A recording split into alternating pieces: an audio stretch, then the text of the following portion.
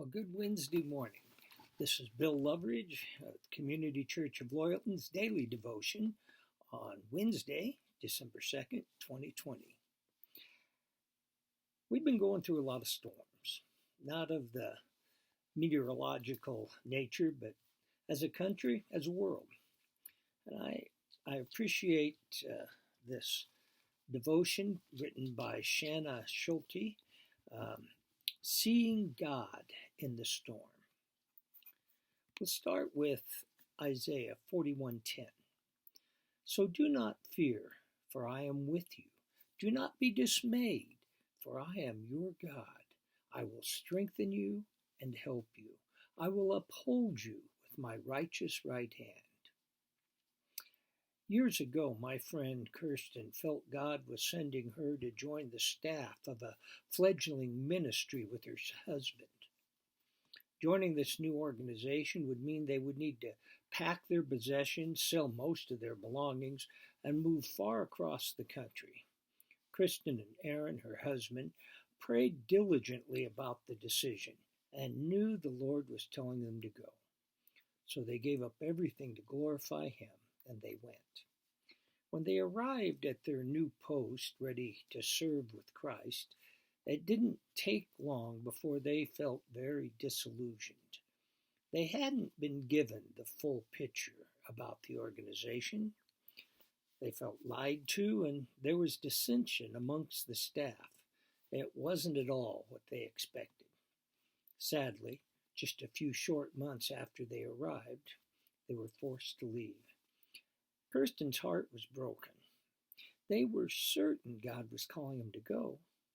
She wondered how they could have missed His direction, and she even doubted His faithfulness. Had He even called them at all? I wonder if this is how the disciples felt just after watching Jesus perform the miracle of feeding the 5,000 in Matthew 14. He immediately told them to get into the boat and go to the other side of the Sea of Galilee while He dismissed the crowds. He sent them, they obeyed. Then, while Jesus was alone praying, the wind started howling and their boat started rocking. They were afraid and cried out. They'd been struggling for a long time, battered by the wind and the waves, before Jesus finally showed up to rescue them in the early hours of the morning. Finally, when He got into the boat with them, the wind ceased. Matthew 14:32. Then they cried out, "Truly you are the Son of God." Between the time Jesus sent them to cross the Sea of Galilee and the time He arrived to save them, did they wonder if He had forgotten them? Did they get angry that He had sent them? Did they doubt His faithfulness? There are times like this in all of our lives. We are certain God is sending us into a particular task, mission, relationship, or endeavor. And then trouble comes. The wind starts howling and our boat starts rocking. The storm rages and we wonder if we missed it. If He did send us, why would He send us into the middle of a storm?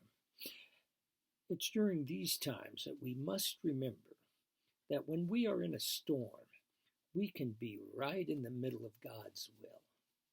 And Jesus wants to get into the boat with us to prove His faithfulness, just like He did for the disciples. The storm is the exact thing He uses to reveal His goodness and love.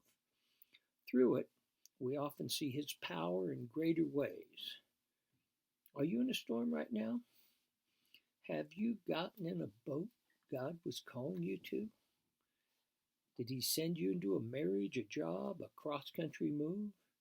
Did He call you to pack up your belongings to serve a ministry and now things are looking bleak? Trust Him. He's in the boat with you. Remember, sometimes when you're in the storm, you're right in the center of God's will. Oh, Lord, help me to remember that just because times are difficult and just because my boat is being battered by the waves that you have not abandoned me. Instead, you seek to reveal your love and faithfulness to me in greater ways. Amen. Well, I hope you're sailing in smooth waters, but if you're not, remember God's there with you. Have a grand day. We'll see you tomorrow. Be blessed.